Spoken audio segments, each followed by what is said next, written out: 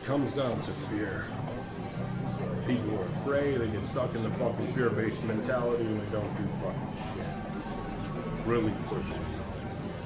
You know, people are afraid to step outside of their neurosis, their fucking comfort zone. They can only act certain ways. They don't allow themselves to be too vulnerable. They don't allow themselves to be too capable of being hurt. They don't allow themselves the opportunity, well, maybe I'll get disrespected if I do this, or blah, blah, blah. People will dislike it. So they stick to their routines of how they communicate with people. But, you know, and then they'll go socialize, and then they'll feel like they got mistreated in some way that didn't conform to their expectations that they have about themselves.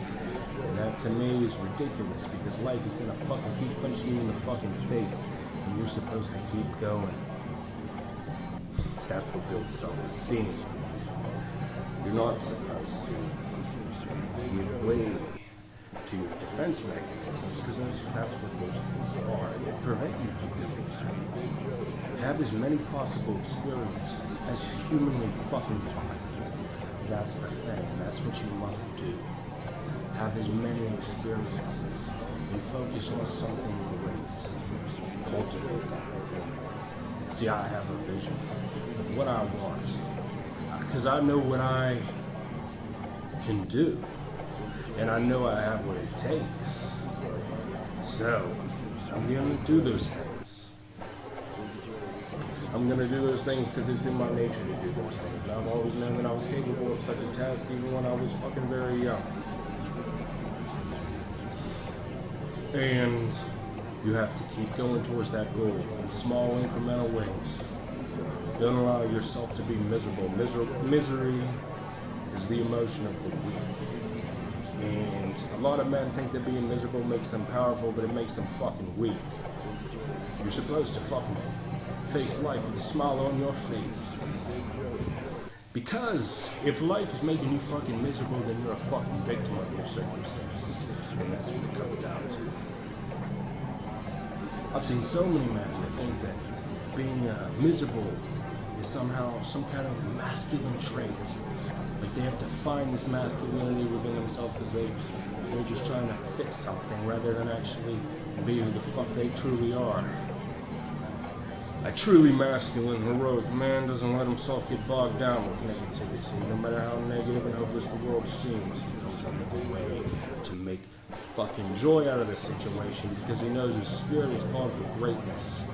Hesiod's working days, and also the counterparts in the Greek mythos told about a race of gold-spirited men which formed the first aristocracies. Rule of the best, and then that rule of the best turned to the timocracies, which were silver-hearted men. They have hearts of silver.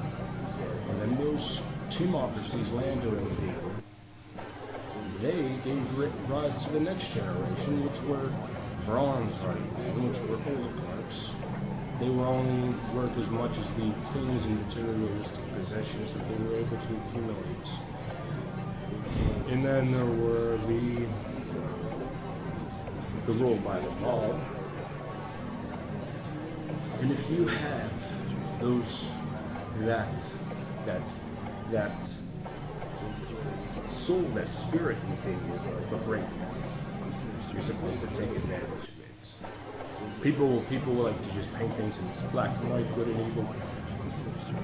The mystery, I mean, honestly, the more you learn about the world, you find that actually there are a lot of people in positions of power that certainly can't manage affairs well at all.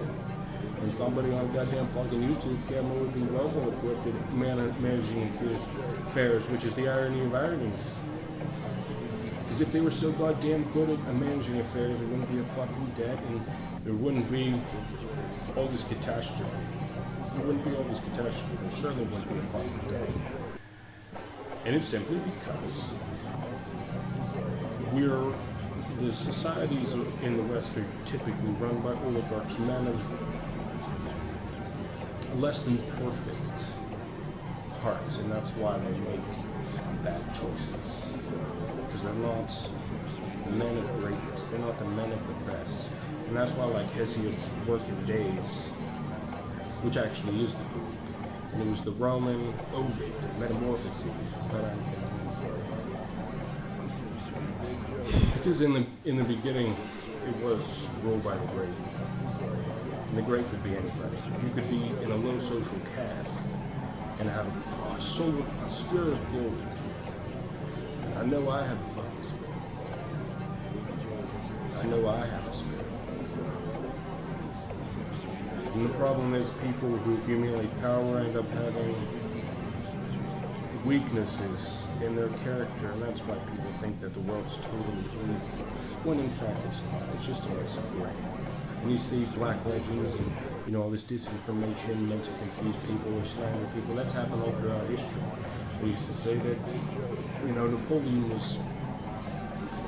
they used to make up stories about emperors to make them seem way more wicked and perverse than they are now. And it's funny because when you see, like, the queen is a shape-shifting reptilian, that's an example of what is called a black legend, an exaggeration by some foreign person or someone who doesn't like the queen to discount all the positive things about people. It's a fucking, just read history. It's the same things being repeated.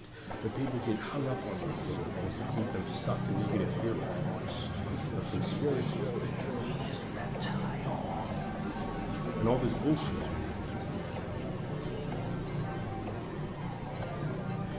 And then they have to investigate things in which they'll never find an answer to, because there's not an answer to be found, because it's made up as disinformation. It's either great propaganda or black propaganda, usually. And the great propaganda is a mix of truth. You know, and they used to control outright. Social control was, if you didn't believe in the Son of God, what the fuck is wrong with you, son? What is wrong with you if you don't believe in the Son of God? A Puritan would say too. Now they say, oh, you don't believe in the science? Well, any fact can be misrepresented. You could take the truth and misrepresent it. It's called great propaganda. And people don't know these tactics because they don't know how to sift through information. They better fucking learn, because it fucks them on so many levels, because they're conditioned to view these things, not just view these things, but to be enslaved by these things. In their mind, they freely do it to themselves because they like the rabbit hole. But the rabbit hole, there's nothing at the end. The rabbit hole is in your mind, and you have to create the rite of passage for yourself. You can't find it on the internet.